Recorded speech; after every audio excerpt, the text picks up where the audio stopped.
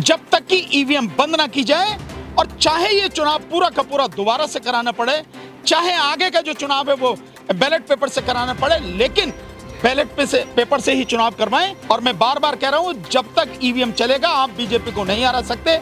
जिस दिन ईवीएम हट जाएगा, बीजेपी आने वाले, मैं कह सकता हूं 50-100 साल में कभी जिंदगी में आ ही नहीं सकेगी सत्ता में। तो ये जो सारी चीजें हैं ये सिद्ध करती हैं कि इलेक्शन कमीशन बेईमान है, और इलेक्शन कमीशन बीजेपी के साथ मिलके ईवीएम के माध्यम से बीजेपी के पक्ष में ये घोटाले करा रहा है, बेईमानी करा रहा है। और चुनाव के साथ साथ ईवीएम की लड़ाई भी शुरू हो चुकी है।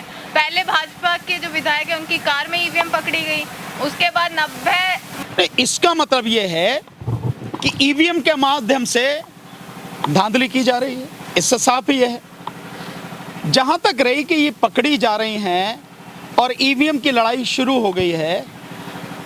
देखिए, ये देश का दुर्भाग्य है कि जो विपक्षी राजनीतिक पार्टियां हैं उन्हें इस ईवीएम के मुद्दे को बहुत पहले से उठाना चाहिए था, और पूरी ताकत के साथ में उठाना चाहिए था, पूरे फैक्ट्स के साथ में उठाना चाहिए था, और इस लड़ाई को अंजाम तक पहुंचाना था कि इस देश में ईवीएम से चुनाव बंद हो जाए और बैलेट पेपर से चुनाव हो। लेकिन इस देश का दुर्भाग्य कि देश की विपक्षी राजनीतिक पार्टियों ने ऐसा नहीं किया, और जब तक इस देश में ईवीएम से चुनाव बंद नहीं होगा तब तक इलेक्शन में बेईमानी रुकेगी नहीं। तो जो ये अब सारी चीजें आ रही हैं, इसके लिए जिम्मेदार कौन है?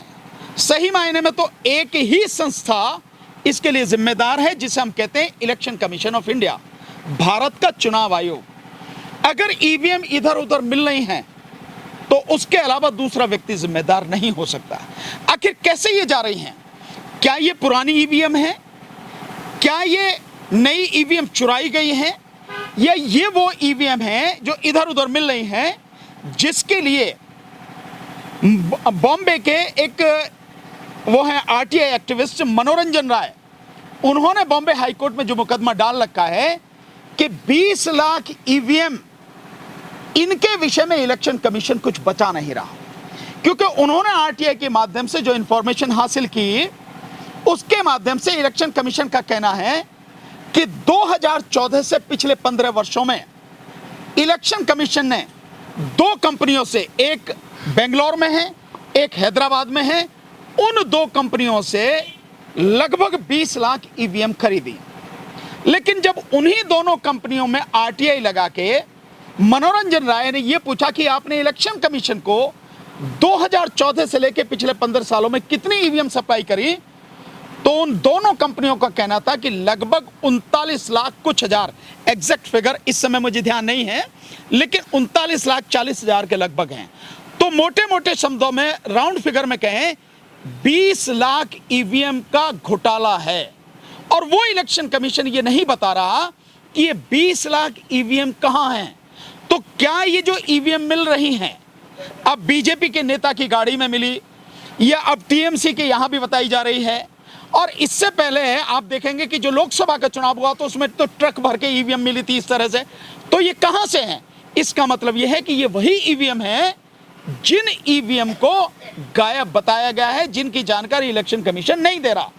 इसका मतलब यह हुआ कि जो ईवीएम के माध्यम से बेईमानी हो रही है और देश की जनता की जो वोटें लूटी जा रही हैं, जो घोटाला हो रहा है, उसके लिए पूरी तरह से इलेक्शन कमीशन ऑफ इंडिया जिम्मेदार है।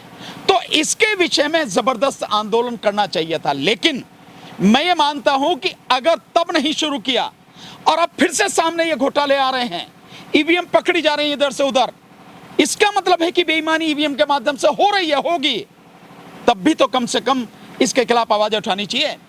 टीएमसी ने इसके विषय में आवाज उठाई, इलेक्शन कमीशन ऑफ इंडिया वो गई। इलेक्शन कमीशन ऑफ इंडिया जाने से क्या होगा? इलेक्शन कमीशन जब खुद ही इसमें इन्वॉल्व है तो आपको क्या मिलेगा वहां से? होना यह चाहिए था कि अभी तक 2 फेज की जो वोटिंग हो चुकी है, हालांकि जो बाकी राज्य हैं उनमें तो जिसमें 1 फेज में ही पूरा इलेक्शन हो जाना खत्म हो चुका, पर पश्चिम बंगाल में अभी चुनाव बचे हुए हैं, उसमें अभी जो है करीब 5 फेज की जो है वोटिंग अभी होनी है।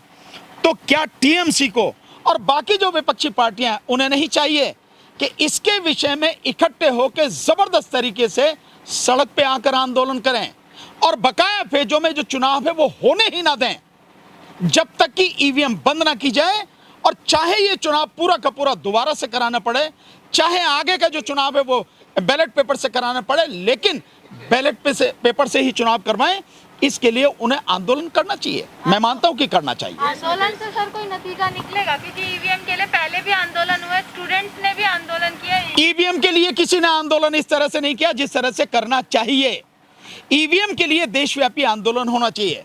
जो लोग करते हैं, हमने भी किए हैं, हम भी मानते हैं, हमने आंदोलन किए हैं, 4-4 बार जंतर मंतर पर जबरदस्त तरीके से आंदोलन किए हैं। लेकिन फिर भी मैं ये कह रहा हूं कि हम कर लें या कोई अलग कर ले, उससे नहीं होगा।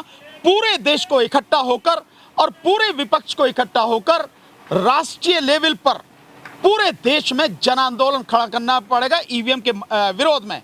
जब ये जन आंदोलन खड़ा होगा तभी ईवीएम हटेगा, अन्यथा ईवीएम नहीं हटेगा।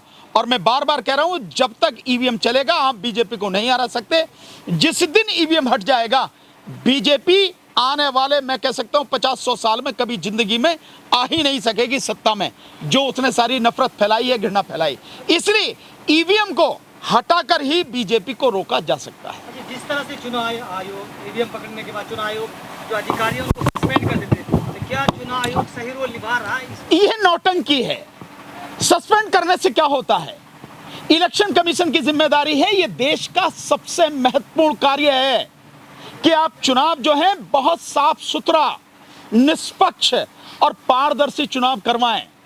और उस समय तो जिम्मेदारी और ज्यादा बढ़ जाती है कि जब ईवीएम पे लगातार सवाल उठ रहे हैं, तो आप ये इलेक्शन पूरी तरह से निष्पक्ष और साफ सुथरा करवाएं। ये इलेक्शन कमीशन की जिम्मेदारी है।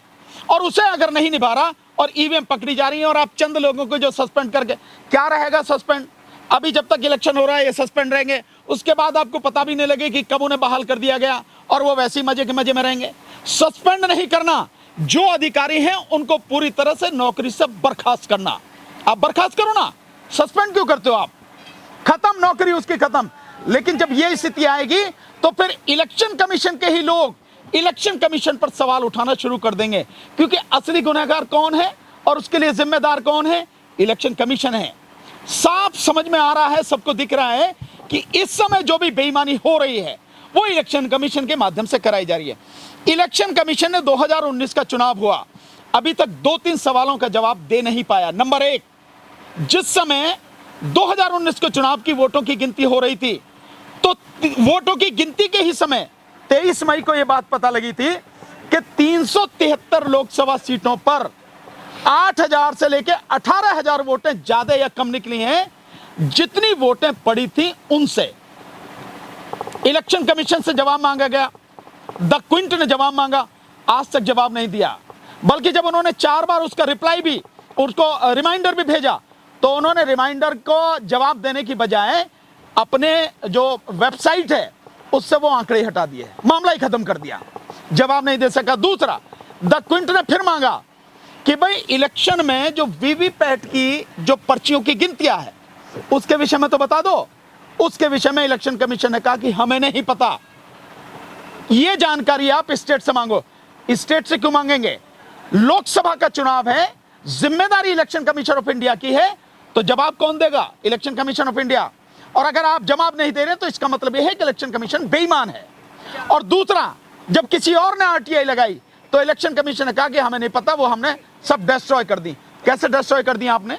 एक समय सीमा होती है, उस समय से पहले आप किसी भी रिकॉर्ड को कैसे खत्म कर सकते हो?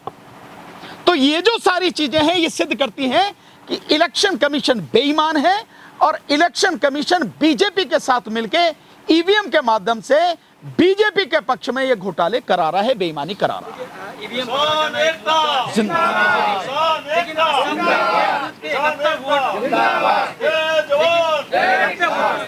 लेकिन 171 वोट वहां पड़ते हैं।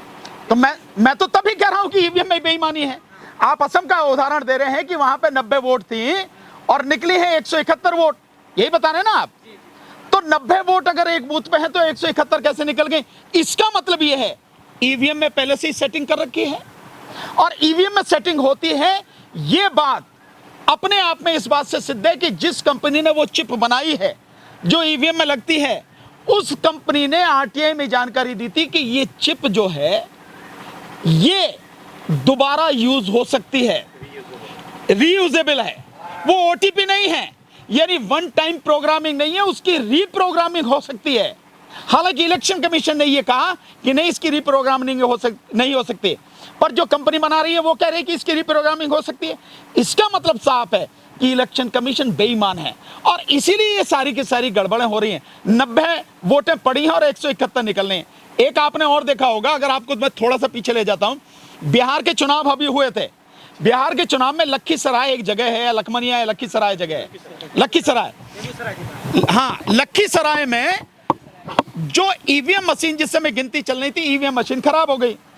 तो कहा भाई चलो वीवीपैट की ही निकाल लो, उससे पर्चियों की गिन के पता लग जाएगी।